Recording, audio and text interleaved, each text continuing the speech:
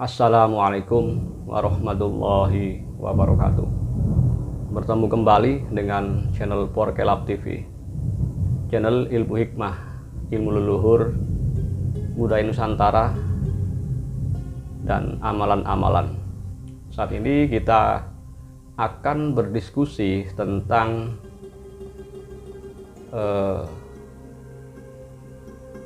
penangkal mantra Agus Buntung.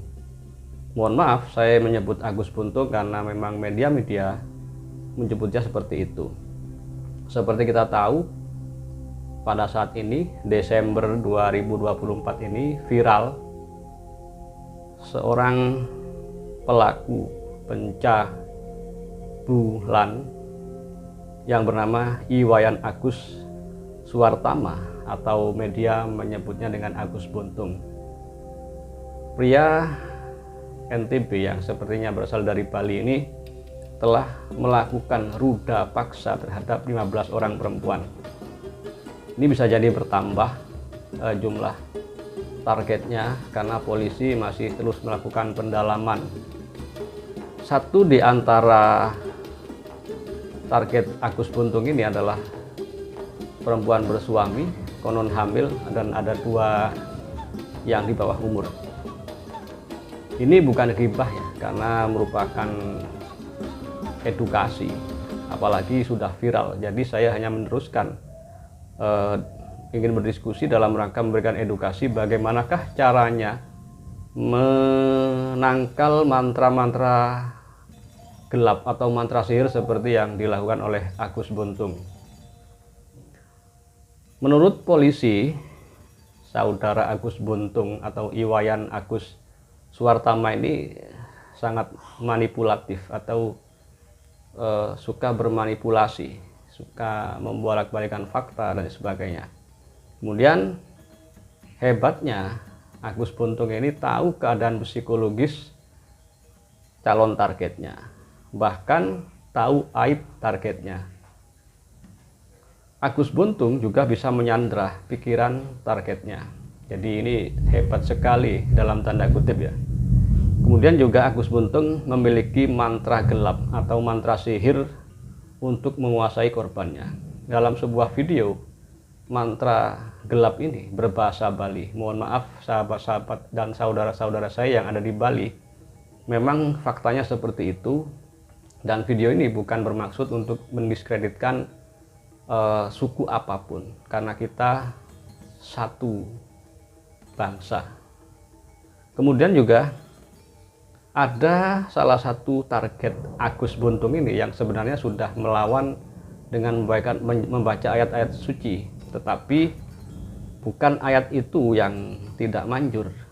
Bisa jadi ayat itu tidak bereaksi karena yang pertama, ayat suci tersebut dibaca dalam keadaan tanpa berwudu atau dalam keadaan dibaca dengan tidak benar, tidak sesuai dengan kaidah bacaan. Kemudian juga bisa jadi karena si target ini keadaan psikologisnya sudah kacau. Jadi dalam membaca ayat-ayat penangkal ini bukan berarti ayat penangkalnya tidak manjur, tetapi lebih dulu terkena psikologinya, karena memang efek sihir yang pertama kali dihantam adalah psikologi. Saya tidak berspekulasi secara pribadi bahwa Agus Buntung menggunakan sihir, tetapi dari berbagai video yang saya rangkum di medsos, polisi pun beranggapan Agus Buntung menggunakan mantra sihir. Oleh karena itu, bagaimanakah cara mengantisipasi mantra sihir dan seandainya ada Agus Buntung yang lain agar kita selamat dari manipulasi orang seperti ini? Berikut kita akan berdiskusi tentang beberapa antisipasinya. Yang pertama, antisipasinya adalah perempuan memang tidak boleh keluar rumah sendirian atau tanpa mahram.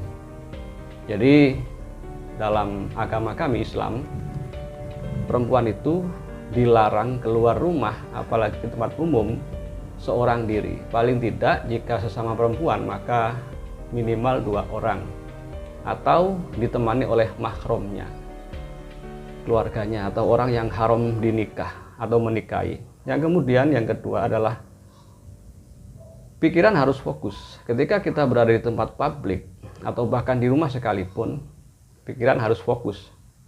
Karena pikiran yang fokus akan memblokade hipnotis.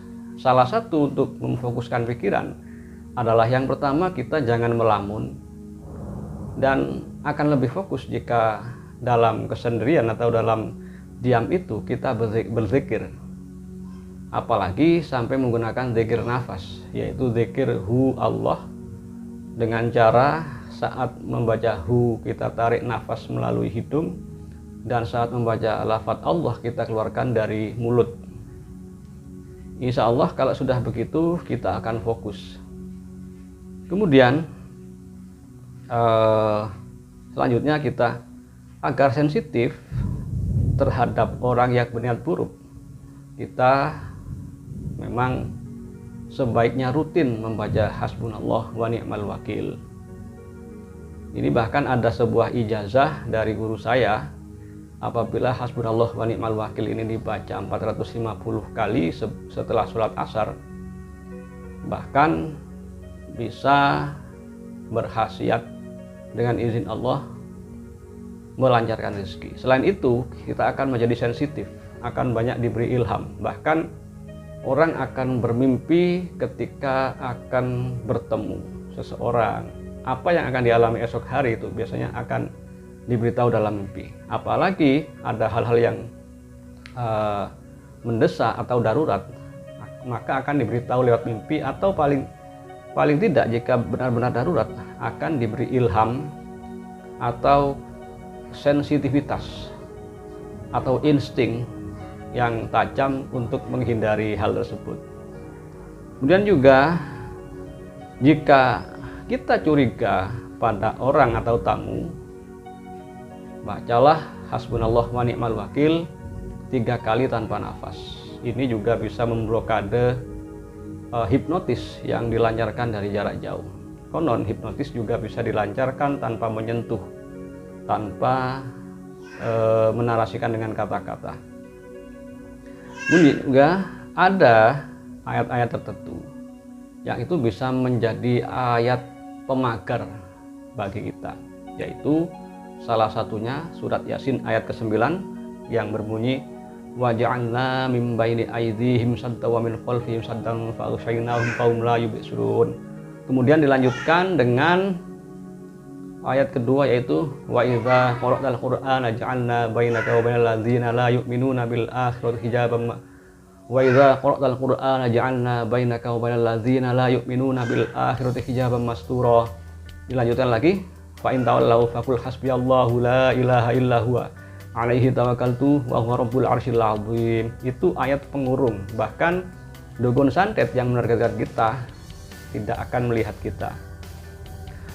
Kemudian jika merasa ada yang menghipnotis dari kejauhan, misalnya dengan insting atau dengan ada getaran atau pikiran kita tiba-tiba tidak fokus dan terasa ada yang mengendalikan, maka olah nafas seperti tadi, hu Allah, itu bisa menangkal hipnotis dari jarak jauh. Atau melakukan meditasi darurat. Ya, ini tidak perlu duduk, cukup atur nafas, kemudian rasakan energi yang dipukulkan dengan cara menggemprak tanah.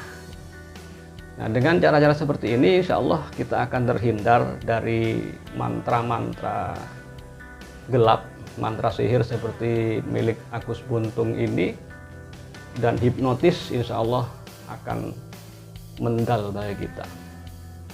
Seandainya kita melakukan upaya-upaya tadi masih masuk hipnotisnya, maka barangkali kita melakukannya dengan kurang benar, melakukannya dengan tidak sesuai kaidah-kaidah.